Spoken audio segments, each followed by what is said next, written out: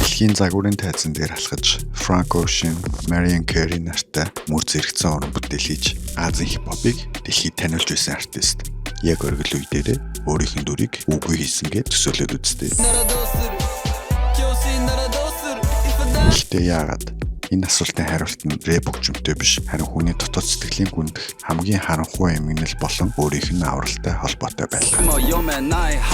Токио хүмүүс гэрэл чимэглэл неон өнгөөр нь төсөөлдөг. Гэвч хотын хавьд хэсэгт орших Ожи дүүргийн саарл бетонын ширэнгээд 1990 онд нэгэн хүн мэндэлжээ. Түүнийг Юки Чиба гэдэг. Хүүхэд наснд хардарсан зүуд шиг байв. Түүнийг дөнгөж 2 настай байхад эцэг гэх нь хард амхны нөлөөнд орж аав нь барилгаас үсэрч амиа орлсон. Энэхүү эцгийн алдсан гүнз чирлийн араас ээж нь метамфетамин буюу хард амхинд донтож Юки хүчирхийлэл хард амхны сүудэрт өсвөрнасаа өнгөрөөжээ. Тэр хүүхэд насаа алдсан гэр бүлийн халуун дулаан уур амьсгалыг алдсан байв. Гэхдээ тэр өөрийн дуу хоолойгоо алдаагүй юм. 18 наснда тэр доторх уур хилэн уйдгар хүнгаараа хөгжим хийж эхэлсэн. Энэ түүнийг аврах цорын ганц гарц байлаа. Тэр эцгийнхээ солонгос овгоос сэтгэлэн өөрийгөө Кох гэж нэрлэв. Японы хипхоп тэр үед ээлдэг, цэмцгэр, харин Кох шууд л бодит амьдралын үннийг нүрлэн шидсэн. Тэрээр Bimbo Nante Kinishinae буюу ядуу байх нь хамаагүй дундаа брэнд хөдөлсөн залууст материаллык бус эрхчлөөний үндсийг нь тунхагласан. Хэрэг танд хувь тавилангаас өрсөн хүмүүсийн энэхүү бодит дүүхүүд таалагдж байвал бидний эхлүүлж буй Story согт лайк болон subscribe дараарай. 2015 он Ичима дэлхийг дэлбэллээ. Энэ дунд Кох аригато гэж ашиглах хэсэг нь Азийн хипхопыг баруун зах зээлд хүчтэйгээр зарласан юм.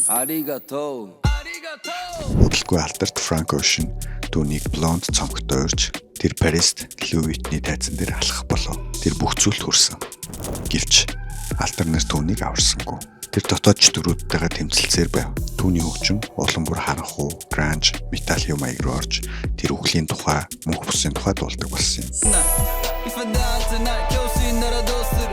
2020 онд Worst буюу хамгийн муу нэртэй сүүлчийн альбом гарав. Tegami дундаа тэр ээжээсээ, эмээгээсээ муу хүү байсан дуучлаараа хэмээн гимшин дуулжээ.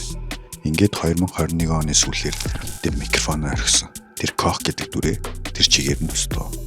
3 жилийн чимээгүй байдал хүмүүс түүнийг мартсан гэж бодож байтал 2024 онд тэр тесэрсэн. Гэхдээ харанхуй зовлонт Кох биш. Харин инээмсэглсэн амьдрал тайртай Юки Чиба болон эргэн ирсэн юм. Тим Томодачи дуун Японы нийгмийн үзэгдэл болж тэр байтугай Will Smith хүртэл дагаж рил хийж эхэлсэн. Megan Thee Stallionтэй хамтарсан Mamushi дуун түүнийг Америк нэгдсэн улсын Billboard-д орууллаа. Өвдөлтөө сурлагыг төрүүлж тэр урлагаасаа өөрийгөө чөлөөлж эцэст нь жинхэнэ өөрийгөө олсон дүүх юм. Ядуу байх нь хамаагүй гэдэг байсан залуу өнөөдөр бид бол мөнгө олдог одоо тэмээн чөлөөтэй дуулж тэр нь одоо Кох биш тэр бол амьд домог Юки Чиба болсон юм. Хэрвээ энэ түүх танд урам зориг өгсөн бол орчин үеийн хөгжмийн ертөнцийг өөрчилсөн өөр нэгэн уран бүтээлчийн нууцлах түүхийг энэ видеоны үргэлжлэлээр үзээрэй. Лайк болон subscribe дарж биднийг дэмжээрэй.